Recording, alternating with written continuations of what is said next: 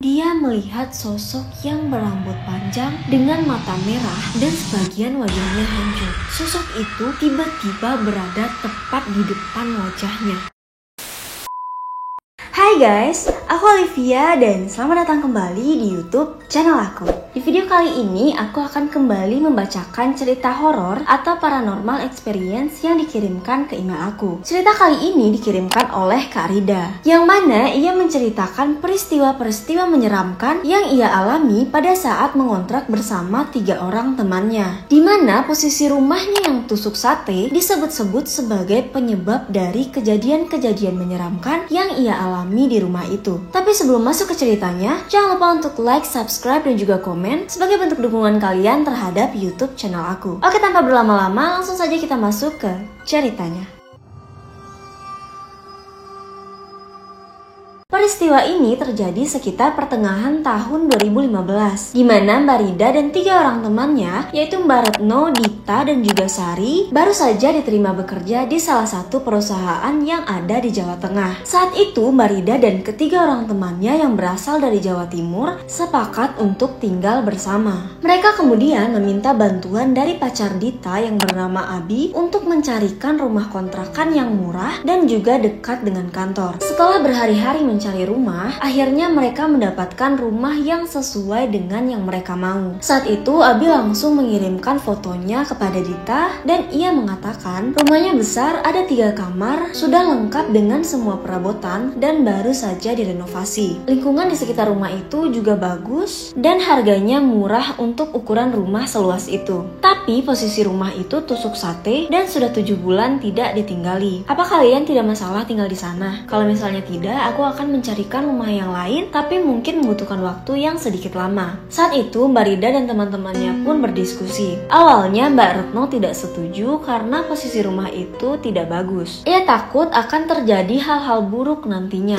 Tapi karena waktu kerja yang sudah mepet dan kalau mencari rumah yang lain akan membutuhkan waktu yang lama dan juga ada kemungkinan harganya lebih mahal. Setelah perdebatan panjang, akhirnya mereka pun memutuskan untuk mengambil rumah itu. Beberapa hari setelah memutuskan untuk menyewa rumah itu, berangkatlah mereka bersama-sama dengan menggunakan bus ke Jawa Tengah. Di terminal, mereka langsung dijemput oleh Abi dan diantarkan ke rumah kontrakan mereka. Mereka sampai di kontrakan itu kira-kira pukul 4 sore. Rumah itu terlihat sangat bagus dan juga besar pada saat dilihat langsung. Ketika mereka masuk ke dalam, mereka melihat seluruh perabotan di dalam rumah itu terbuat dari kayu yang kelihatannya sangat mahal. Sari pun saat itu berkata, "Aneh banget, rumah sebagus ini kok bisa dikontrakan dengan harga murah ya? Apa gara-gara ada hantunya?" Mbak Retno pun langsung mengatakan, "Hus, jangan ngomong aneh-aneh gitu ah, kita baru di tempat ini." Mbak Rida pun saat itu langsung memotong pembicaraan mereka dengan membahas mengenai pembagian kamar. Karena di sana ada 3 kamar, jadi akan ada 1 kamar yang diisi oleh 2 orang, dan yang berdua akan mendapatkan kamar yang paling besar. Setelah berunding, akhirnya mereka memutuskan Mbak Retno di kamar depan,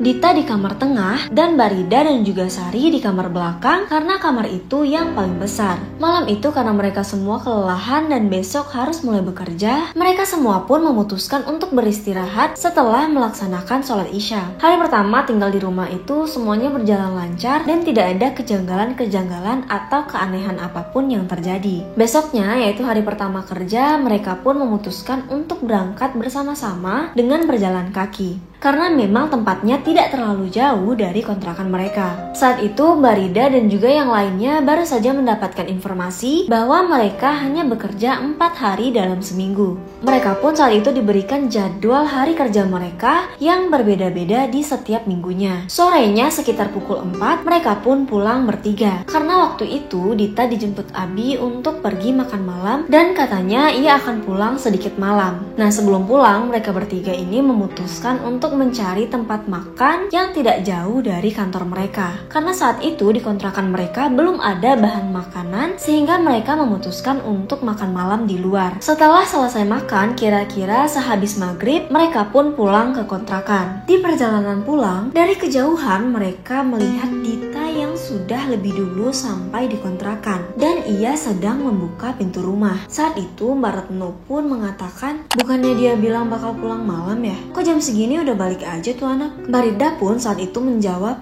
ngambek kali sama Abi jadi minta pulang. Sambil mengobrol-ngobrol, akhirnya mereka pun sampai di depan pintu pagar. Anehnya saat itu pintu pagar masih digembok. Padahal harusnya kan tadi pada saat Dita pulang dibuka dong gemboknya. Tapi tanpa berpikiran negatif, mereka semua pun membuka pintu pagar. Saat sampai di depan pintu rumah, ternyata pintunya tidak terkunci. Sari pun mencoba untuk memanggil-manggil Dita, tapi ia tidak mendapatkan jawaban. Ketika masuk ke dalam, ternyata Dita sedang duduk di depan TV sambil menatap TV yang sedang mati. Sari pun berkata, dipanggil-panggil dari tadi malah nggak nyaut, taunya lagi di sini. Kenapa sih lagi berantem ya sama Abi? Tapi Dita tidak merespon dan tetap diam. Saat itu mereka semua pun bingung kenapa Dita tidak mengatakan apa-apa dan bersikap dingin. Dan tak beberapa lama terdengar suara teriakan dari luar rumah. "Mbak, tolong buka pagarnya dong, aku nggak bawa kunci nih." Sontak mereka bertiga yang mendengar suara Dita dari arah luar pun langsung bertatap-tatapan. Mereka bertiga perlahan memberikan kode untuk berjalan menuju pintu depan. Dan saat sampai di depan pintu rumah, mereka pun langsung membuka pintu dan berlari sekencang-kencangnya menuju pintu pagar karena mereka sangat takut dan juga syok dengan apa yang mereka lihat malam itu. Dita yang saat itu keheranan pun langsung bertanya, "Kalian kenapa sih lari-lari, aneh banget?" Saat itu Sari langsung mengatakan, "Kalau kamu baru pulang, terus tadi yang di depan TV siapa dong?" Mbak Rida pun saat itu juga berkata, "Sepertinya ada yang aneh dengan rumah ini." Abi yang saat itu masih berada di depan rumah dan duduk di atas motornya pun mengatakan, "Jangan bercanda deh kalian, sini gue cek." Mereka semua pun pergi bersama-sama menuju ruang menonton. Tapi saat itu mereka tidak menemukan siapapun di dalam rumah. Mereka sampai-sampai mengecek seluruh ruangan yang ada di rumah itu, tapi tetap tidak menemukan siapa-siapa. Abi pun saat itu langsung mengatakan, "Tuh kan, gak ada siapa-siapa, kalian salah lihat kali." Kalaupun salah lihat, kenapa mereka bertiga sama-sama melihat sosok yang menyerupai Dita? Mereka pun mencoba untuk mengabaikan peristiwa tersebut dan beristirahat. Beberapa hari setelah kejadian itu, tepatnya di hari Sabtu, sehabis mereka melaksanakan sholat Isya, mereka berencana untuk menonton film di ruang menonton. Dan pada saat sedang asik menonton, lampu di seluruh rumah itu tiba-tiba mati beberapa detik. Tapi yang menganehkannya hanya lampunya saja yang mati, sedangkan TV mereka tetap menyala dengan baik. Bahkan TV itu tidak berkedip sedikit pun. Dan yang mulai menyeramkan, ketika lampu di rumah itu mulai menyala, tiba-tiba terdengar suara dentuman yang sangat keras dari atas plafon rumah mereka. Suaranya seperti ada benda yang sangat berat jatuh dan menggelinding dari arah dapur menuju ruang menonton. Dan benda itu berhenti tepat di atas kepala mereka. Dan pada saat melihat ke atas, Dita tiba-tiba berteriak dengan sangat histeris. Lalu tiba-tiba ia tidak sadarkan diri. Mereka bertiga pun saat itu syok dan juga panik. Saking paniknya mereka sampai-sampai melupakan benda apa yang tadi menggelinding di atas kepala mereka. Di tengah-tengah kepanikan itu, mereka pun merebahkan badan Dita di atas sofa sembari mencoba untuk menyadarkan Dita dengan memberikan minyak kayu putih. Setelah sekitar 2 jam, akhirnya Dita pun tersadar dan mereka pun langsung memberikan air minum dan menanyakan apa yang terjadi, kenapa Dita berteriak-teriak dengan sangat histeris. Saat itu Dita pun mengatakan dia melihat sosok yang berambut panjang dengan mata merah dan sebagian wajahnya hancur. Dan yang membuat Dita kaget adalah sosok itu tiba-tiba berada tepat di depan wajahnya. Malam itu mereka merasa sangat ketakutan dan juga syok sampai-sampai membuat mereka tidur di kamar belakang bersama-sama. Lalu pernah ada kejadian saat itu Mbak Rida akan melaksanakan sholat tahajud. Pada waktu itu karena gangguan-gangguan sudah mereda, jadi mereka pun memutuskan untuk tidur berdua-dua. Mbak Rida dan Sari tidur di kamar tengah, sedangkan Mbak Retno dan juga Dita tidur di kamar depan. Nah, ketika Mbak Rida ini akan pergi menuju ke kamar mandi, ia melihat Dita sedang duduk di ruang menonton. Tanpa merasa curiga, Mbak Rida pun saat itu bertanya, "Dit, kamu belum tidur?" Lalu Dita mengatakan, belum mbak. Dan Mbak Rida pun kembali bertanya, kenapa nggak bisa tidur ya? Lalu Dita hanya menganggukkan kepalanya. Dan lagi-lagi Mbak Rida pun bertanya, daripada bengong, mending sholat tahajud yuk. Siapa tahu habis itu kamu ngantuk. Lalu Dita mengatakan, iya mbak. Mbak Rida yang saat itu tidak merasakan adanya keanehan, langsung menuju kamar mandi untuk berwudu. Saat itu Mbak Rida memutuskan untuk sholat di kamar belakang karena Dita yang berada di ruang tamu ditakutkan membuat sholat tahajudnya tidak khusyuk. Jadi dia mencari tempat yang sunyi. Dan pada saat sedang sholat, Mbak Rida merasa ada yang mengikuti gerakan sholatnya. Tapi saat itu Mbak Rida berpikiran positif, mungkin saja Dita sedang ikut sholat di belakangnya. Tapi anehnya, pada saat selesai salam, Mbak Rida pun langsung melihat ke belakang karena ia sangat penasaran siapa yang ada di belakangnya. Tapi yang menyeramkan adalah sosok yang ia lihat di belakangnya bukanlah Dita. Dia melihat sosok yang sangat menyeramkan sedang tersenyum kepadanya dengan mulutnya yang terkoyak. Mbak Rida pun yang kaget saat itu langsung berteriak dan berlari ke ruang menonton. Di ruang menonton, ia kembali melihat Dita yang sedang duduk, tapi kali ini Dita melihat ke arah Mbak Rida. Perlahan Dita berdiri sambil tertawa kecil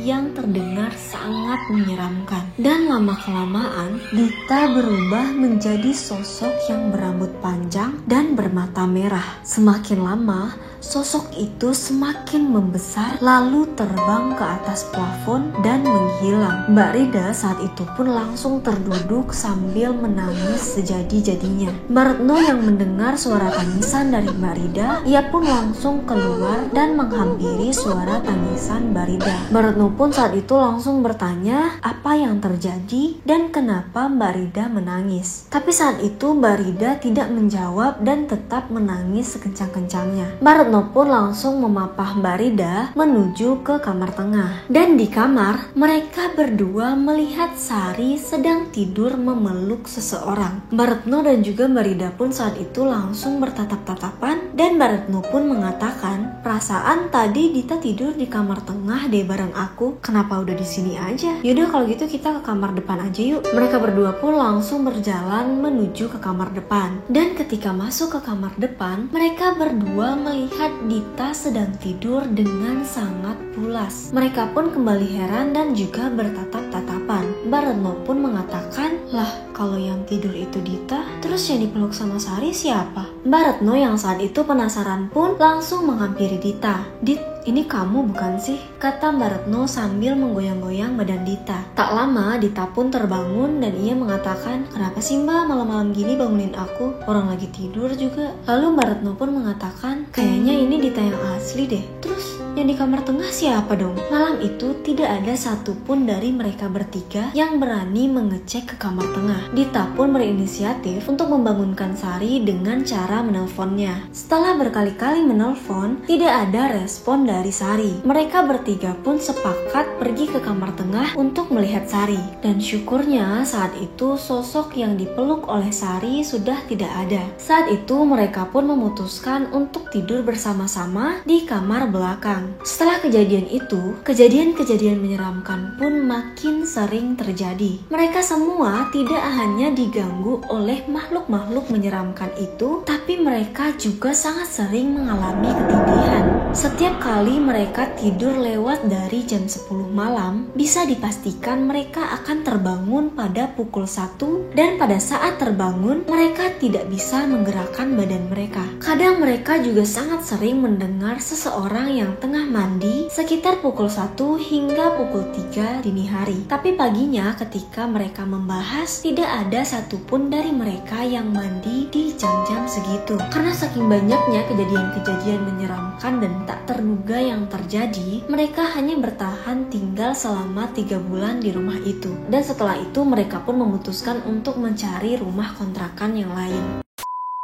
Oke, sekian cerita dari Mbak Rida. Bagaimana menurut kalian? Apakah kalian juga pernah mengalami kejadian-kejadian misterius pada saat tinggal di rumah baru? Atau mungkin kalian juga punya pengalaman tinggal di rumah tusuk sate? Kalian boleh banget untuk menceritakannya di kolom komentar. Jangan lupa untuk like, subscribe, dan juga komen, serta bunyikan lonceng notifikasinya agar kalian tahu updatean-updatean terbaru dari channel YouTube aku. Sekian dari aku, semoga kalian suka dengan video kali ini, dan sampai jumpa di video-video menarik selanjutnya.